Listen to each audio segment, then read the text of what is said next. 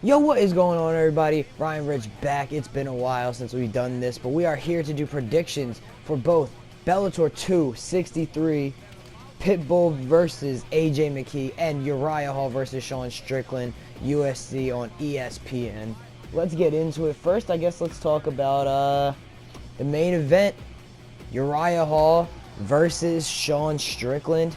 Sean Strickland, if he's going to win this fight, he really needs to crowd Uriah, get up in his face, touch him a lot, touch him often, make him uncomfortable. If he can hit him with big shots, it's going to be in the clinch. It's going to be on the inside. He can't give Uriah a lot of space to work his kicks, get his range, and then feel basically Sean completely out and feel his offense out and see where he's coming from for those counter shots, because that's where Uriah is going to be the most dangerous with his slips. And if he can rip Sean with a couple nasty shots, either to the chin or to the body. I see Hall winning this one via third round TKO. Sean getting in Hall's face often and early will probably be the best way to make Uriah uncomfortable. Touch him as much as possible with jabs, shots to the body. Just touch him everywhere as much as he possibly can. Leg kicks, light ones, not like Chris Weidman. Some light attacks, like all around, and then just off that combination, the 1, 2, 3, and then the 4. That should really be where he's trying to. I know it's dangerous for Uriah to even throw that many shots, but that's what Sean's gonna have to do. He's gonna have to make this a dirty fight, or maybe some grappling, working that in could be another way to get Uriah through the rounds. But the thing with grappling for Sean is the 5-round main event. We're gonna see how he handles that. It's gonna be very interesting to see all that. And yeah, my official prediction is going to be a body shot knockout. I think Sean's going to be coming towards him a lot, and just as the fight wears on, I think Uriah's going to keep touching him, keep landing some nasty counter shots. But Sean's tough, and I think it's going to take a nasty liver shot or something like that, maybe to drop Sean for the TKO. If Sean can get in there and get in his face, phone booth fight, really make Uriah overwhelmed like a Paulo Costa, that would probably be his best bet.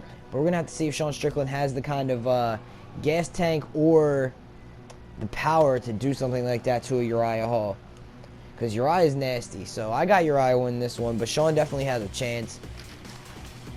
So moving on to some of the other fights. This fight card has been ravaged, but real quick, we'll talk about some of the undercard before we move on to Bellator 263.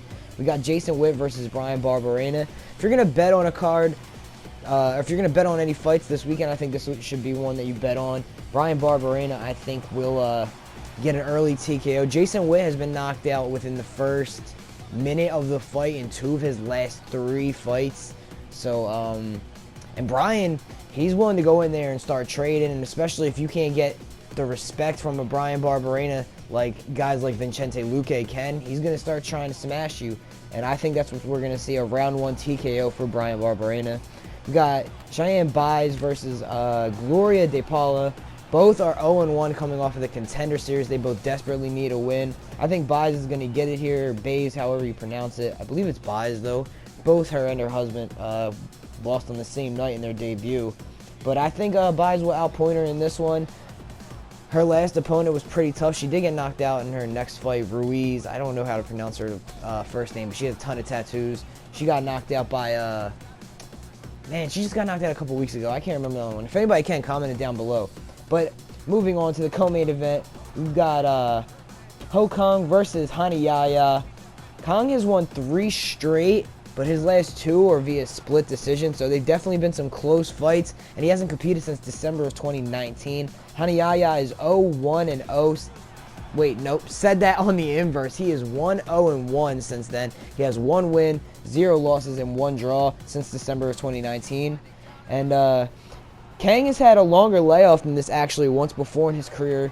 From a point from 2014 to 2018, he didn't fight at all. So this 2-year layoff is nowhere near as long as that was. But honestly, in this one, I see Hani Yaya edging it out. He's been way more active. He's going to be in fights. He's going to be more fight ready, and he's got more experience overall. I think his grappling and ground activity will edge it out, and I could see this actually being another split decision. There's a lot of those on Kang's record, whether it's for a win or a loss. He's actually 4-1 in his latest run, and his loss is a split decision loss and 2 split decision wins, as we talked about earlier. So yeah, Hani Yahya by split decision. Moving on to Bellator 263, we got some exciting fighters to watch. Check out Brian Moore. We've seen him fight a couple times, especially he had a fight against AJ McKee that I believe is free to watch on Bellator's YouTube channel right now. We've got Zabit's, I believe it's his cousin, they said. He'll be fighting this weekend. Usman Nurmagomedov is fighting again in Bellator. Everybody should check that one out, obviously. And Mads versus Emmanuel Sanchez in the co-main event. That should be a good scrap, too. 2 fights that I do want to talk about a little bit before we go, though. Mamedov versus Brett Primus. Mamedov looks really good on paper. He's got a lot of nice wins. He got a leg lock submission in his last fight, and that was only last December, where we know Brett Primus is not as active. He's had wins in the PFL and the World Series of Fighting, and Primus just needs some activity to climb up the Bellator rankings and to really get on track. But honestly, I don't think this is going to be the fight to get it done. I think Mamedov pulls it off tonight or tomorrow night. No. Tonight when you all watch this. So yeah, I think the former Bellator champ loses this one. And in our main event, man, Pitbull versus AJ McKee. AJ has never fought somebody with Pitbull's power. But will Pitbull be too patient is my biggest question going in. That's going to be a big question. AJ is dynamic, but Pitbull has fought guys with the length of an AJ McKee. Daniel Strauss comes to mind. And he's fought guys with a lot of power like Michael Chandler. So I believe that Pitbull has the experience edge, and I think that's going to be what does it for him. So let me know what you guys think of all the fights this weekend down below. Please let me know. Leave a like if you like this video. And I will be back with more fight predictions and more stuff like that. So I'll see you guys on next time. Peace.